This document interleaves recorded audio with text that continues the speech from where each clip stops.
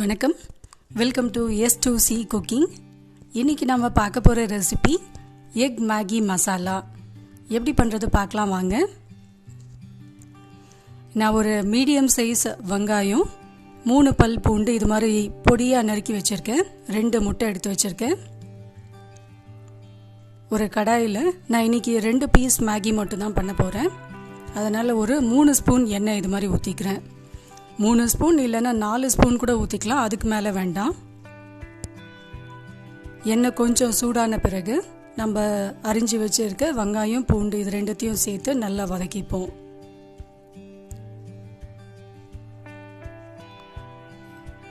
ரொம்ப ப்ரௌன் ஆகணுன்ட்டு அவசியம் இல்லை, ஓரளவுக்கு நல்லா வதங்கட்டும். இப்போ வெங்காயம் நல்லா வதங்கிடுச்சு.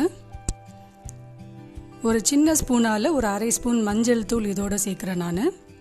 ஏன்னா நம்ம எக்கு சேர்க்கும் போது அந்த ரா ஸ்மெல் வராது மஞ்சள் தூள் சேர்த்தா. இதையும் போட்டு நல்லா வதக்கிப்போம். கொஞ்சமாக உப்பு, இப்போ 2 முட்டைக்கு எவ்வளோ தேவையோ அந்த அளவுக்கு உண்டான உப்பு மட்டும் சேர்த்தா போதும். ஏன்னா மேகியிலே உப்பு இருக்கும், அதனால் உப்பு மட்டும் கொஞ்சமாக சேர்த்தா போதும். நான் ஒரு சின்ன ஸ்பூனால் ஒரு அரை ஸ்பூன் மட்டும் சேர்க்குறேன். இது மசாலா டப்பாவில் இருக்க சின்ன ஸ்பூனோட அளவு. இப்போ உப்பையும் சேர்த்து இது மாதிரி நல்லா கலந்து விட்டுப்போம். நான் 3 டீ கப் தண்ணி எடுத்திருக்கேன். 2 பீஸுன்றதுனால 3 டீ கப் தண்ணி ஊற்றிருக்கேன். 2 டேஸ்ட் மேக்கரை இது மாதிரி பிரித்து அதோடு சேர்த்துடுறேன்.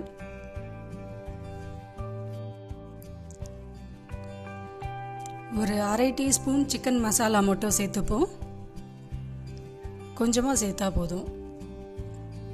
இப்போ இது ஒரு கொதி வரட்டும். வந்த பிறகு நம்ம நூடுல்ஸை இதோடு சேர்த்துடுவோம்.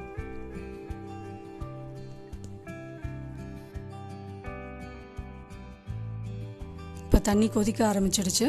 நான் இப்போ இந்த நூடுல்ஸை அதோடு சேர்த்துடுறேன். நூடுல்ஸ் ரொம்ப பொடியாக நறுக்கக்கூடாது, கொஞ்சம் ஒன்றும் பாதியமாக தான் உடைக்கணும்.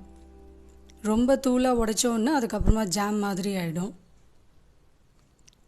போட்டுட்டு இது மாதிரி லைட்டாக கிளறி விடணும். ரொம்ப அழுத்தி வேண்டாம், லைட்டாக இது மாதிரி கிளறி விட்டுடணும். இது 1 நிமிஷம் அது மாதிரி இது மாதிரி கொதிக்கட்டும். அதுக்குள்ளே நூடுல்ஸ் வெந்துடும்.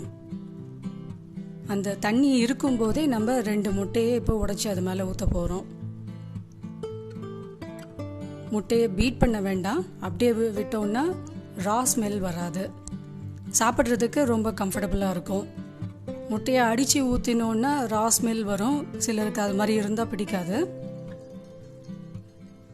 ஆனால் தண்ணி இருக்கும்போதே முட்டை ஊற்றிடணும். தண்ணி வற்றின பிறகு ஊற்றினோன்னா அதுக்கப்புறமா முட்டை வேகிறது கொஞ்சம் கஷ்டமாயிடும்.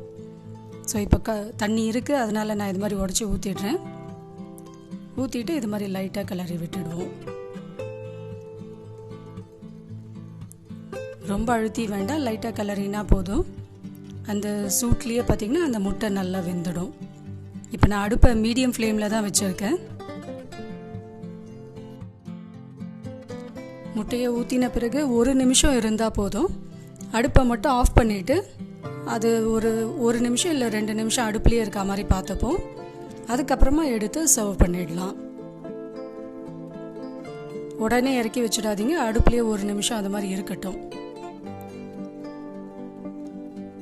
ஸோ இப்போ நம்மளோட மேகி நூடுல்ஸ் ரெடி ஆகிடுச்சு.